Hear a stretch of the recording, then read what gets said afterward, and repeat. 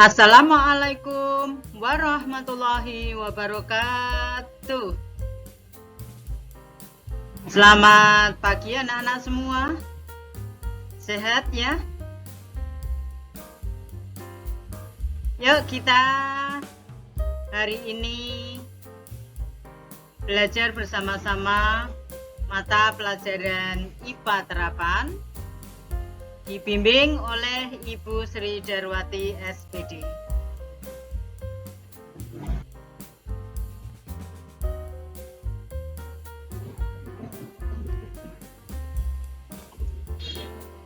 Hari ini kalian saya ajak belajar KD 12 tentang polimer untuk video yang pertama.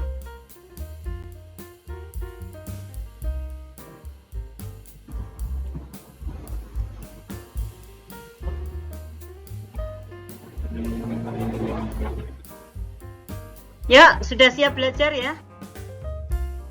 Mari kita bahas bagian A, pengertian polimer. Polimer termasuk makromolekul. Adalah molekul yang disusun oleh pengulangan senyawa kimia yang sederhana yang disebut monomer. Artinya polimer terdiri dari monomer yang saling berikatan.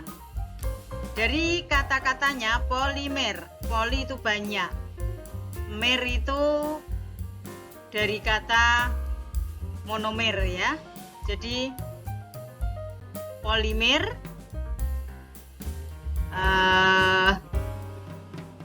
merupakan senyawa yang rantainya panjang sekali, terdiri dari monomer yang banyak sekali yang saling berikatan.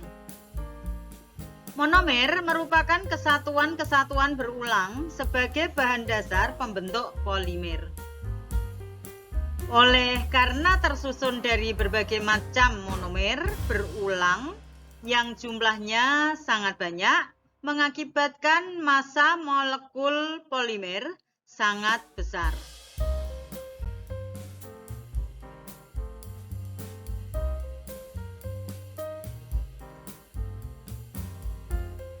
Secara umum, penyebutan polimer untuk menunjukkan jenis polimer sintetis dibentuk dari hasil sintesis bahan-bahan kimia yang sebagian besar berasal dari minyak bumi. Adapun makromolekul lebih mengarah pada jenis polimer alami, yaitu polimer yang pembentukannya secara alamiah. Sebelum ditemukannya polimer sintetis, polimer alami lebih banyak menggunakan daun pisang atau daun jati untuk membungkus makanan. Keduanya merupakan polimer alami dari selulosa.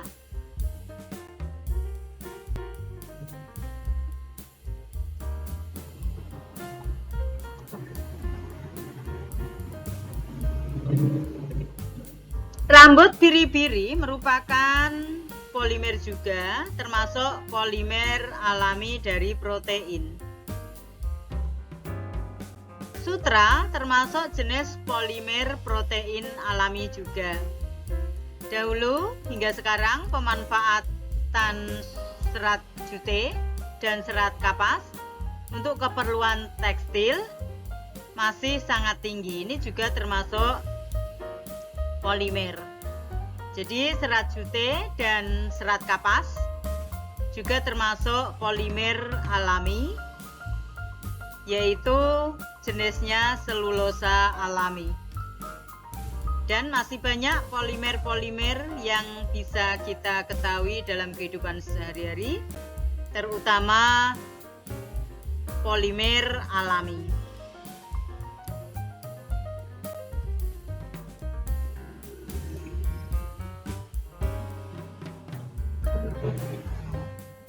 Kita lanjutkan B, klasifikasi polimer atau penggolongan polimer.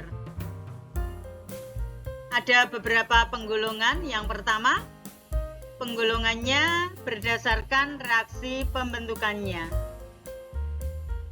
Di antaranya A. Polimerisasi adisi. Polimerisasi adisi terjadi pada monomer yang mempunyai ikatan rangkap 2 maupun rangkap 3. Reaksi adisi terjadi dengan cara pemutusan ikatan rangkap menjadi ikatan tunggal. Reaksi adisi terjadi bagi pembentukan polimer oleh monomer yang memiliki ikatan rangkap. Contoh polimerisasi adisi terjadi pada polietena, polipropena, dan PVC. PVC itu kepanjangannya polivinyl klorida.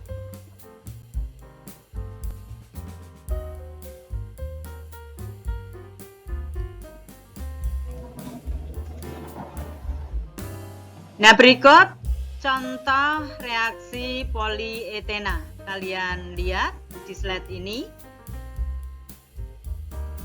Nah, ini ada monomer yang jenisnya monomernya etilena.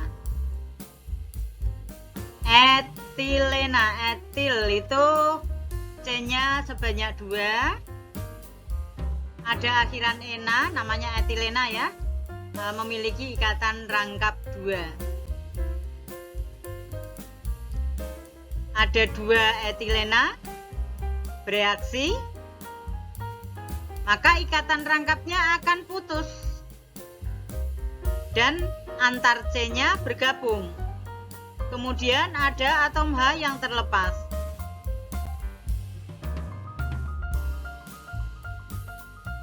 Sehingga hasilnya, produknya menjadi polietilena. Karena ada 2 monomer ya, sehingga menjadi poli. Karena monomernya etilena, maka jadinya polietilena.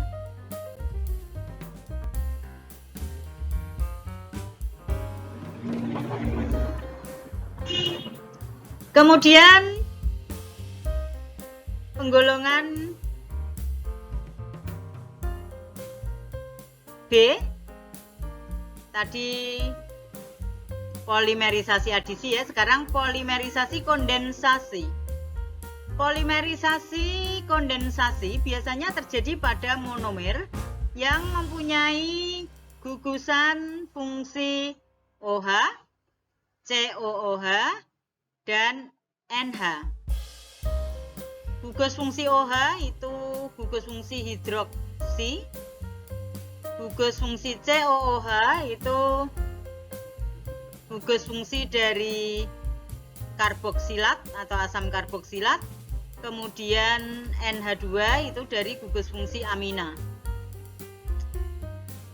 Reaksi berlangsung dengan cara melepas H dan OH agar menghasilkan senyawa polimer disertai pelepasan molekul sederhana lainnya. Salah satunya berupa air. Rumus molekulnya H2O. Contoh senyawa polimer kondensasi adalah protein, karbohidrat, lemak, poliester. Poliester ini jenisnya dacron dan tetron. Kemudian nilon.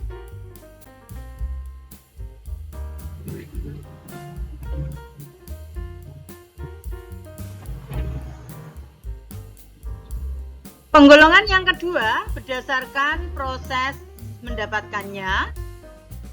Di antaranya ada A. Polimer alami. Secara organik, polimer merupakan penyusunan dari suatu makhluk hidup yang dapat diambil dan dimanfaatkan. Polimer jenis ini dimasukkan ke dalam polimer alami karena berasal dari makhluk hidup.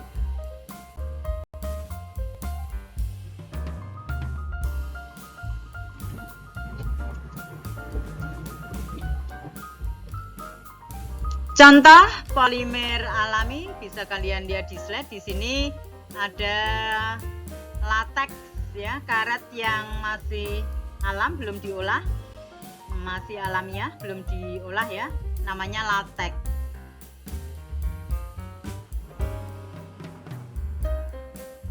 Kita lanjutkan slide berikutnya.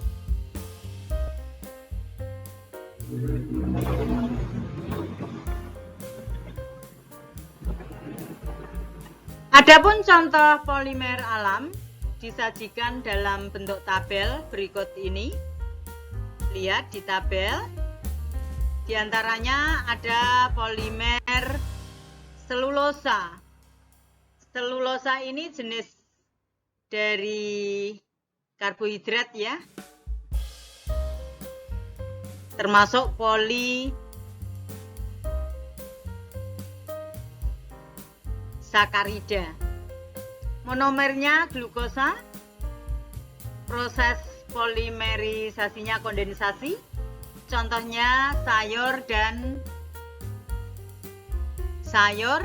daun, dan kayu. Yang kedua, pati atau amilum. Ini juga jenis karbohidrat, masuk ke golongan polisakarida. Monomernya glukosa, proses polimerisasinya kondensasi, contohnya beras, kemudian ada ketan dan umbi. Yang ketiga, protein. Polimernya, monomernya asam amino, polimerisasinya cara kondensasi, contohnya susu, wol, dan daging. Kemudian yang keempat, asam nukleat. Monomernya nukleotida, polimerisasinya kondensasi, contohnya DNA dan RNA. Polimer yang kelima, karet alam atau latex ya. Monomernya isoprena, polimerisasinya jenisnya adisi, contohnya latex atau getah karet.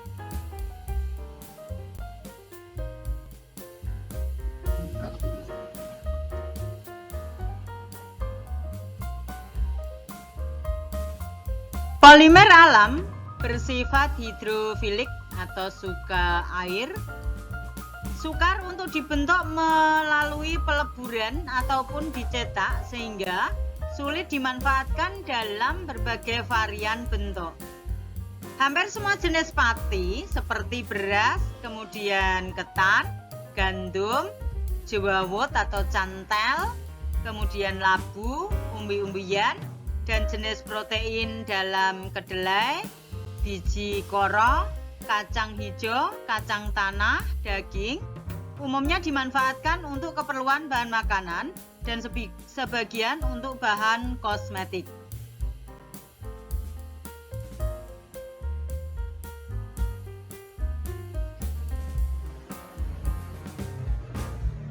Ada juga jenis serelia yang dimanfaatkan untuk bahan clay, tepung, dengan ditambahkan bahan perekat sebagai bahan baku kerajinan untuk dibentuk maupun dicetak menjadi produk boneka kecil yang lucu. Serat selulosa seperti serat daun sansevieria, kemudian jute, rami, kapas, kapok, dan serat protein seperti rambut, wol, kulit domba, kulit ulat, ini ulat sutra ya, dan kulit sapi dimanfaatkan untuk bahan baku tekstil. Selulosa dari kayu lunak juga dimanfaatkan sebagai bahan baku pembuatan kertas. Dilebur terlebih dahulu menjadi bubur dan ditambahkan sejumlah bahan, kemudian dicetak menjadi kertas.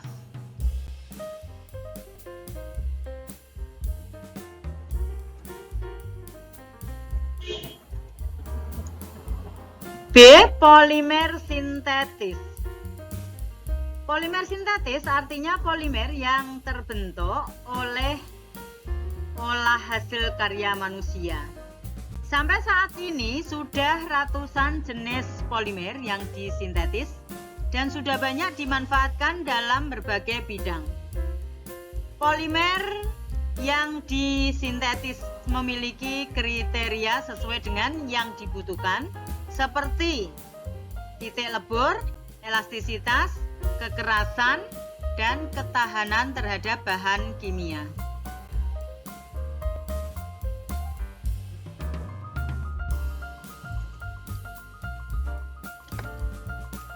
Contoh polimer sintetis bisa dilihat di slide berikut ini.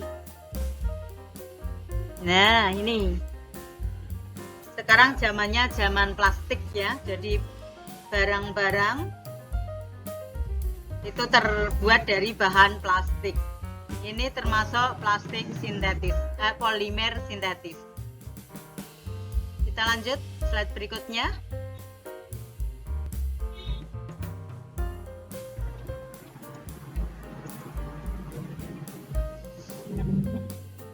Contoh beberapa polimer sintetis yang telah dikembangkan.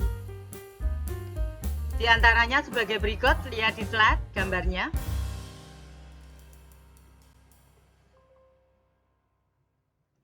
Ada 14 macam polimer, di antaranya polietena disingkat PE, monomernya etena, polimerisasinya jenis adisi.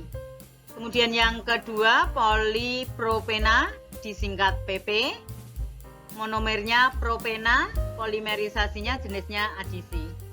Yang ketiga PVC, nama polimernya polivinil klorida, monomernya vinil klorida, polimerisasinya adisi.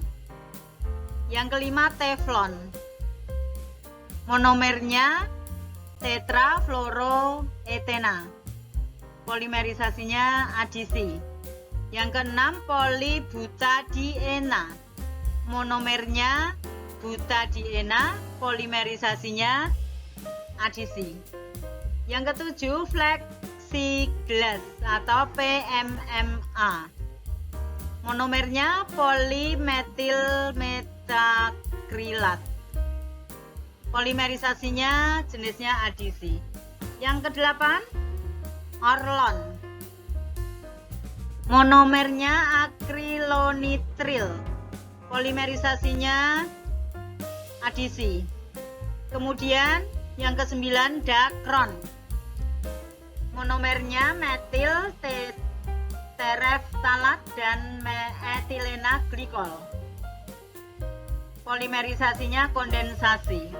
Yang ke-10 nilon, monomernya asam adipat dan heksametilena diamin, polimerisasinya kondensasi. Yang ke-11 bakelit, monomernya fenol dan formaldehida, polimerisasinya jenisnya kondensasi. Yang ke-12 poliester, monomernya ester dan etilena glikol, polimerisasinya jenisnya kondensasi. Yang ke-13 melamin, monomernya fenol formaldehida, polimerisasinya kondensasi. Yang ke-14 epoksiresin, monomernya metoksibenzena dan alkohol sekunder, polimerisasinya dengan cara kondensasi.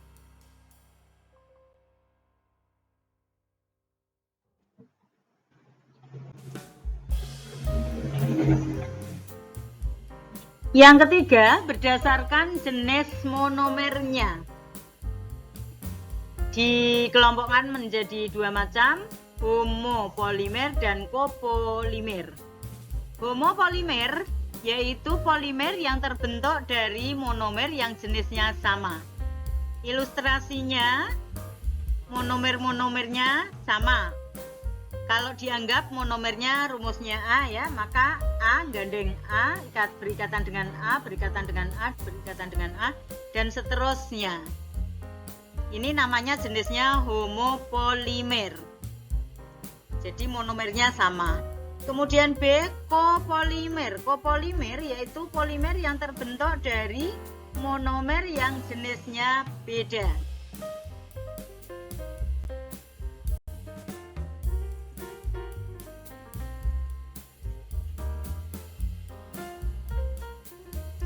Jenis-jenis kopolimer dapat dilihat pada tabel berikut. Ada 4 macam jenis kopolimer. Yang pertama, kopolimer statistik. Ilustrasinya, monomernya, rumusnya AAZ, AZZ, AAAZA. Nah, kamu perhatikan. Ini dianggap ini rumus monomernya ya. Jadi A gandeng A. A yang kedua gandeng Z, gandeng A.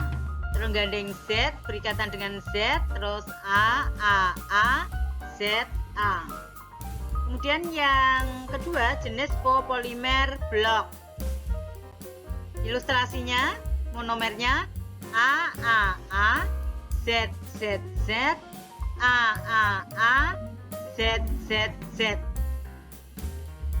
Kemudian yang ketiga, kopolimer bergantian. Ilustrasinya, monomernya bergantian. Z, A, Z, A, Z, A, Z, A, dan seterusnya. Jenis yang keempat, kopolimer bercabang. Dikatakan bercabang karena ada istilahnya apa? Pertigaan kalau jalan ya. Nah, di sini ilustrasinya A, yang ketiga ada pertigaan mengikat Z. Terus A yang keempat mengikat Z, Z.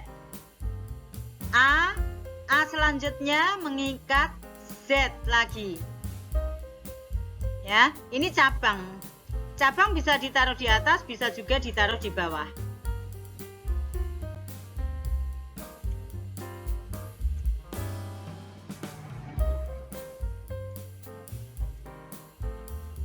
Yang keempat, berdasarkan bentuk susunan rantainya. Ada polimer linear, ada polimer bercabang, ada polimer berikatan silang. Kalau polimer linear itu lurus ya, walaupun rantainya belok-belok, tapi dia dikatakan lurus atau linear. Kalau bercabang, maka dikatakan bercabang kalau ada pertigaan atau mungkin perempatan ya.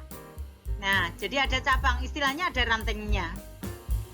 Kemudian polimer berikatan silang atau cross linking. Kamu lihat gambarnya. Jadi berseberangan.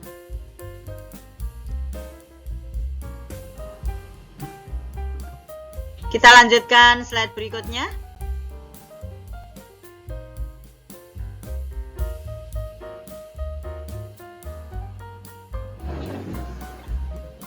Kita lanjutkan C, sifat-sifat polimer.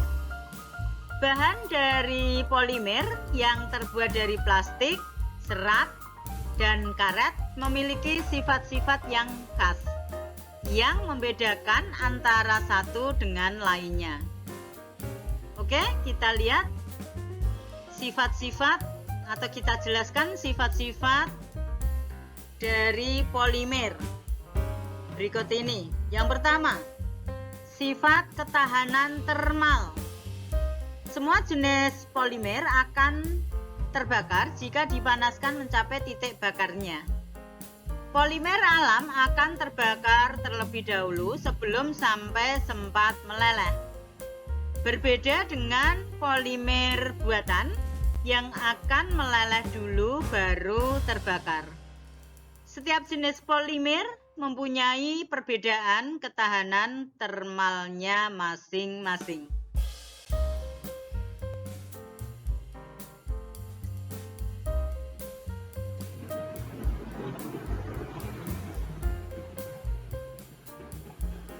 Secara garis besar, ketahanan termal masih dikelompokkan lagi menjadi dua macam atau dibedakan menjadi dua macam, yaitu termoplastik dan termosetting. Kita bahas satu persatu, kita jelaskan ya.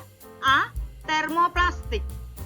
Termoplastik merupakan sifat polimer yang tidak tahan terhadap pemanasan.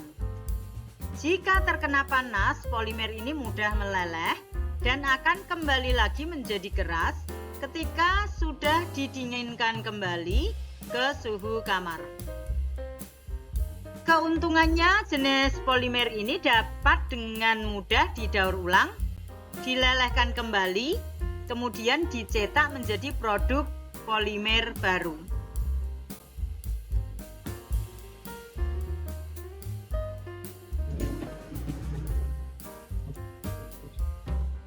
Kekurangan polimer ini sensitif terhadap panas, sehingga produknya dapat rusak dengan adanya panas yang tinggi. Tidak cocok untuk peralatan dapur yang harus seringkali terkena panas. Sifat khusus dari jenis polimer termoplastik adalah berat molekul kecil, mudah untuk diregangkan dan fleksibel, titik leleh rendah, mudah larut dalam pelarut yang sesuai, dan memiliki struktur molekul linier atau bercabang. Contohnya plastik PE. Plastik PE itu polietilena. PP itu polipropilena, dan PVC polivinil klorida.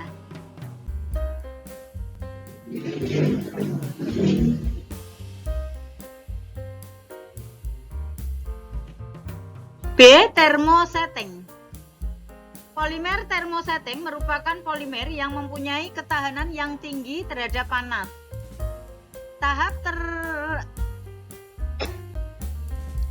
Tahan terhadap pemanasan sampai pada suhu tertentu. Namun, jika sampai batas ketahanannya, polimer ini juga akan rusak dan tidak dapat diperbaiki. Jika terbentur dan patah atau hancur, tidak dapat disambung kembali. Dengan demikian, tidak dapat dibentuk ulang lagi karena pemanasan yang kedua akan mengakibatkan ikatan ulang polimer tersebut rusak. Susunan polimer ini bersifat permanen pada bentuk cetak pertama kali pada saat pembuatan.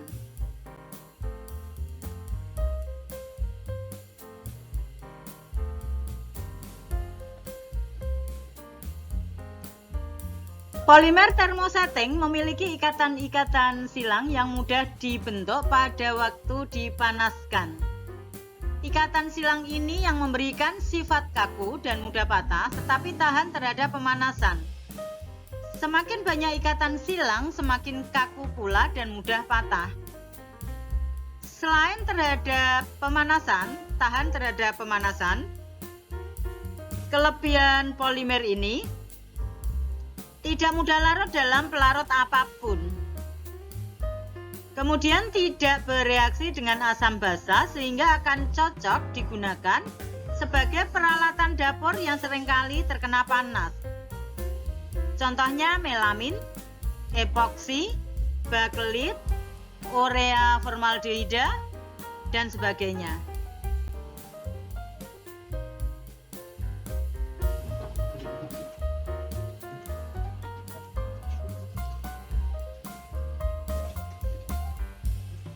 Yang kedua, ketahanan terhadap mikroorganisme.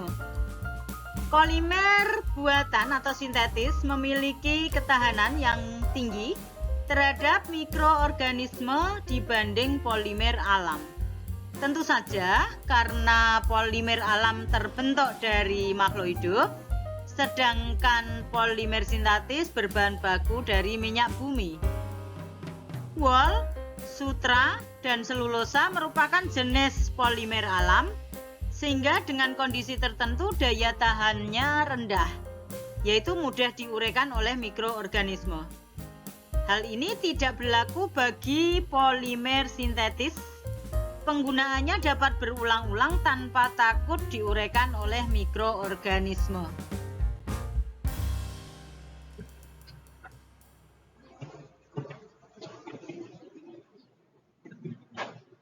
Oke, terima kasih materinya untuk polimer. 3 hal tadi yang harus kalian ketahui: pengertian, penggolongan, kemudian sifat-sifatnya. Semoga kalian bisa menambah ilmu pengetahuan dengan video ini dan membuat kalian belajar lebih mudah melalui belajar daring atau online.